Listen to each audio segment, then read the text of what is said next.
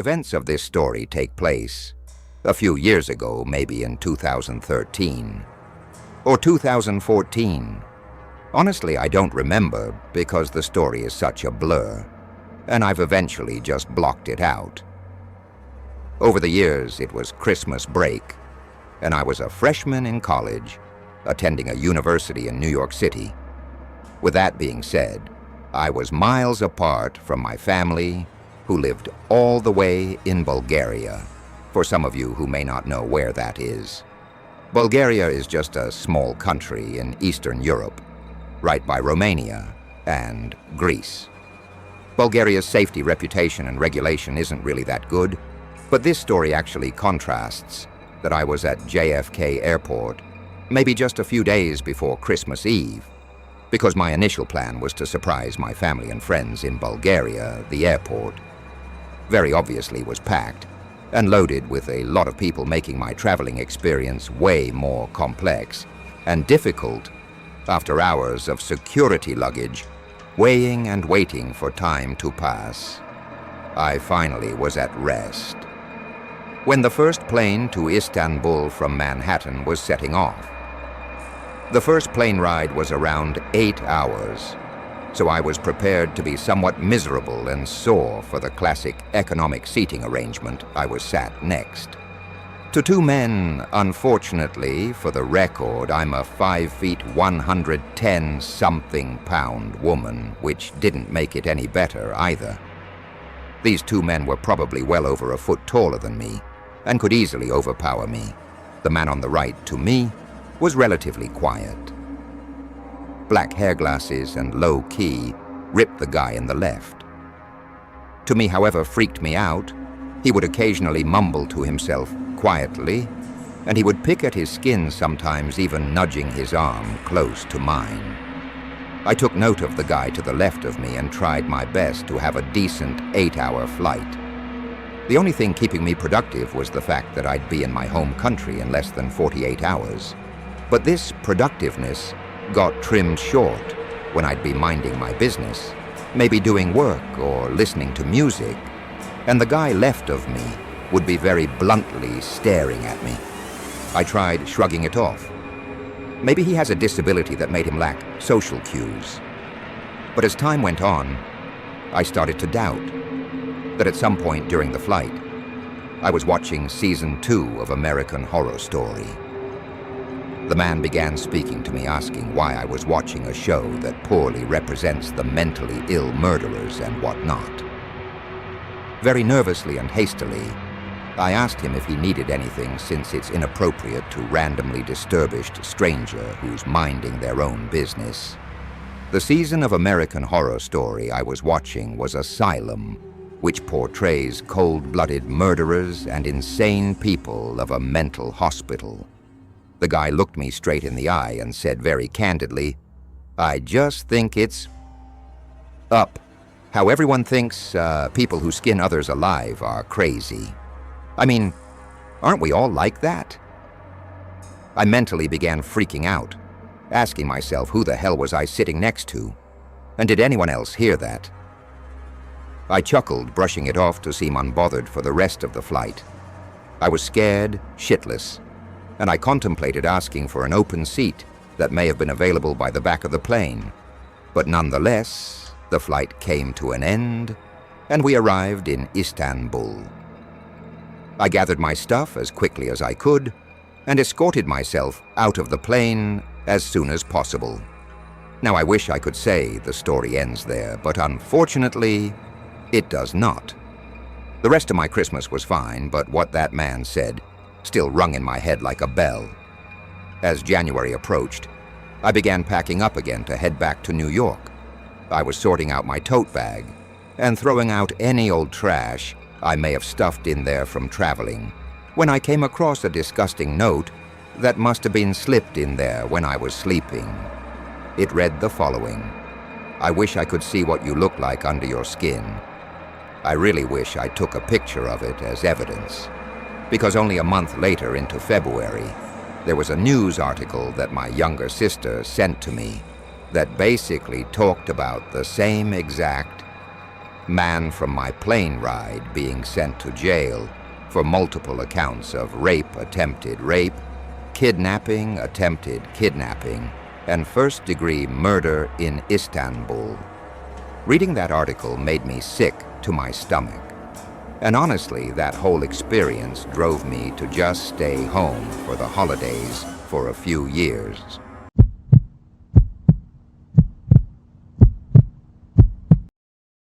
I am a solo traveler. My friends are usually too busy or can't afford to constantly fly to a million different places, so I do a lot of it myself. I flew to San Diego for my first time alone. I've been to most of the major cities in California, except for San Diego, so I wanted to check it off my bucket list. I stayed in a decent hotel very close to downtown. As I checked in, I met a guy a little older than me in the lobby.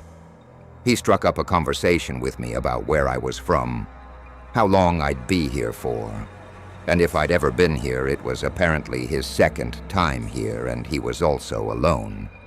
He offered to take my bags to my room for me, since he was going upstairs. Anyway, I accepted his offer, appreciating his kind gesture. He carried my bags to the elevator, and we went to the second floor to my room.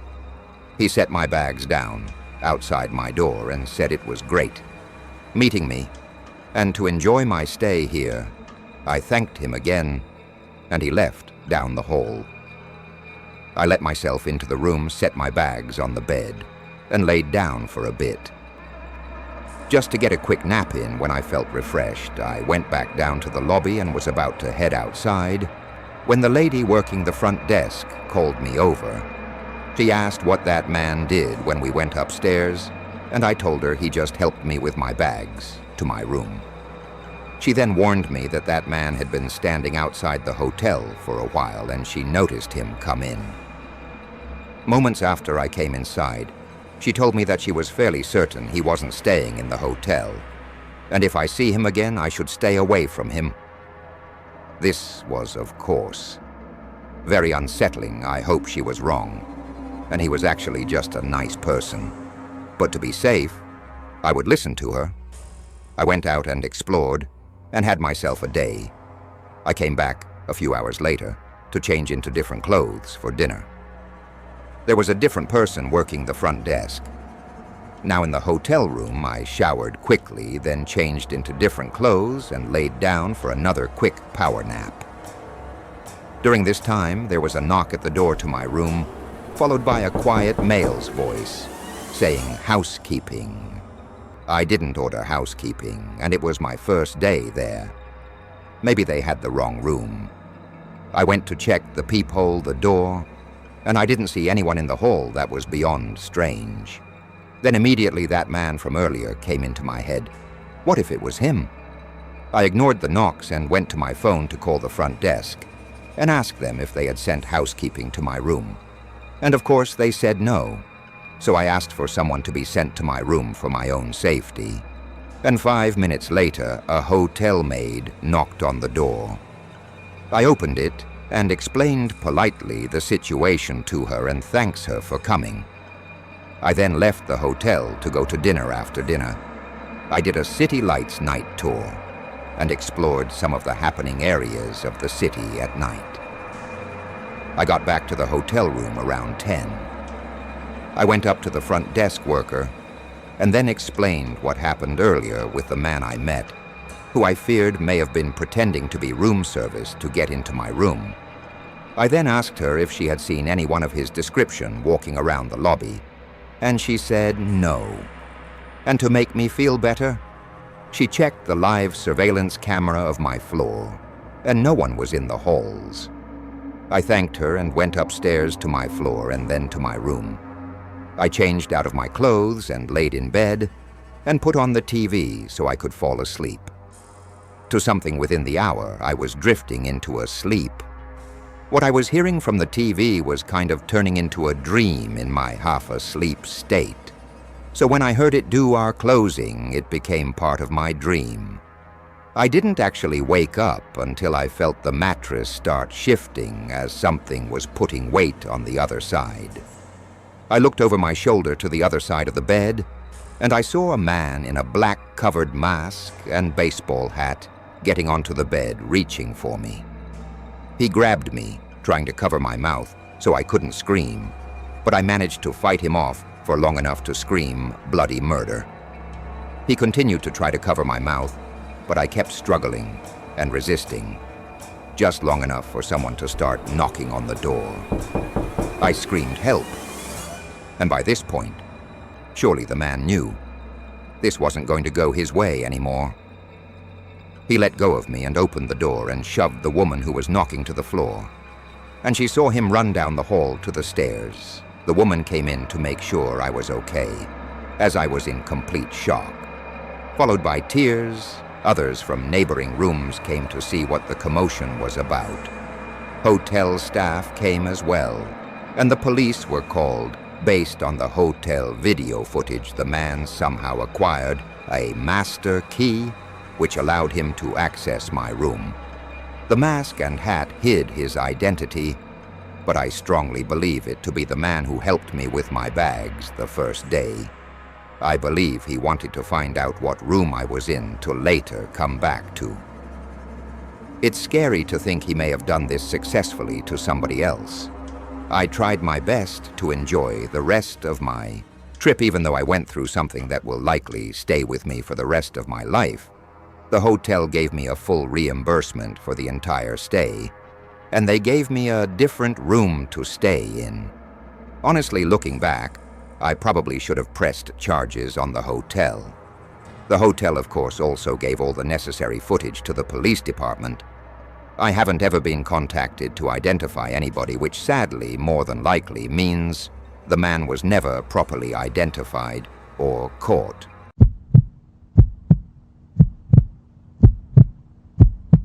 In the winter of 2018, to escape the cold weather, my girlfriend Claire and I took a week off from our jobs to go away to a nice beach resort in Mexico, where the water was crystal blue and the weather was perfect. The resort was extremely affordable for a 7-day all-inclusive package. It had a buffet, 3 pools, was on the beach, had 1,000,000 bars, an entertainment hall, and tons of group excursions. We were going to be there for a whole week, so we had a lot planned. The first couple days, we relaxed around the resort, getting use out of the unlimited drinks package. The surrounding area of the resort was a lot of jungle and scenic-looking roads, so we took a private shuttle on the 3rd day to the nearest car rental place. The shuttle driver warned us not to stray too far from the coast, as there are a lot of unsafe areas. We rented a Ford Fiesta. There weren't exactly any Mustangs or Camaros at this rental place. The car rental place was in a small city about 5 miles up the road from the resort. There was basically this one long road that ran along a bunch of resorts, and next to this road was miles of jungle and occasional small towns. We drove south on the road until we ended up in Tulum. The actual city of Tulum was less appealing than I had imagined, considering a lot of my friends were always talking about wanting to go there. We drove through the Tulum area and then back up north. We found a dirt road into a jungle area and decided to just drive through it and see where it goes. On either side of us was just jungle, probably for miles. We drove down this wide dirt road, enjoying the scenery and little off-roading experience, though Claire seemed to think we shouldn't be on a dirt road like this, in a rental, in fear of dirtying it up. And I agreed. So we did a 3-point turn and started heading back in the direction of the main road. Eventually, we were stopped by these 3 men walking out from the jungle onto the road. We both simultaneously said, "Oh no," knowing this could be trouble. I brought the car to a halt and lowered the window a little bit as one of the men came up to it and started speaking. In Spanish, I said, "No, hablo español," and things started to get a little heated. One of the other men came to Claire's window and knocked on it. I told her not to lower it. The guide. My window started saying, "Money, money." and I saw the one man still in front of the car making his way to my window as well, and he pulled a knife out of his right pocket. I stepped on the gas, and the car jumped forward. The three men were yelling and running after us, but obviously they couldn't run faster than a car. Our hearts were in our throats. From that encounter, I didn't let up on the gas until we made it off the dirt road. After that, we didn't really want to drive around anymore. We brought the car to the resort parking lot and left it there.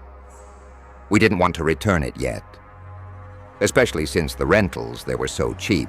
Anyway, the next day, after talking with some of the workers at the resort, who recommended a beautiful nearby cenote to check out, we drove the car to another similar-looking dirt path, very close to the resort. We followed the workers' directions and drove all the way to the end of the dirt road, then parked when we saw a sign for the cenotes. We found it without issue, and we were the only ones here. Surprisingly, we didn't see any other cars. We followed the signs down this beautiful scenic pathway.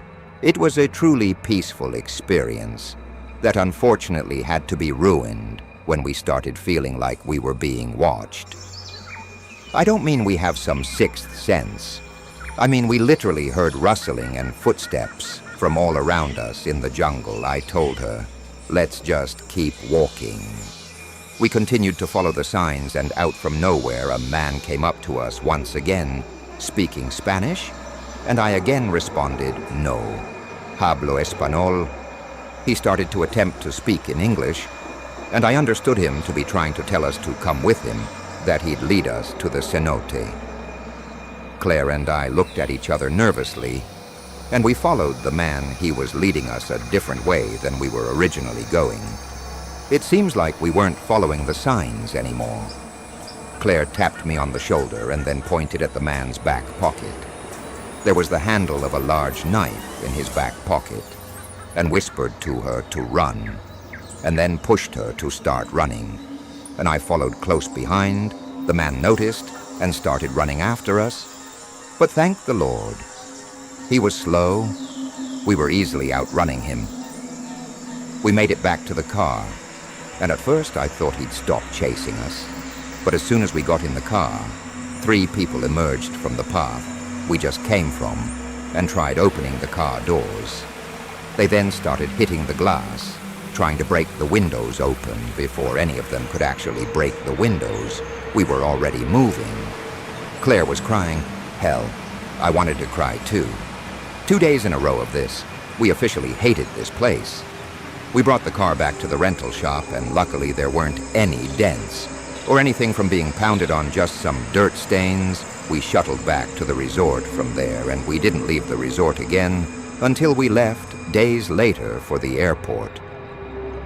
We warned the resort staff about the attack so they could warn the guests. We haven't returned to Mexico since. But I'm honestly not sure if we ever will, even in what was supposed to be a safer area by the resorts.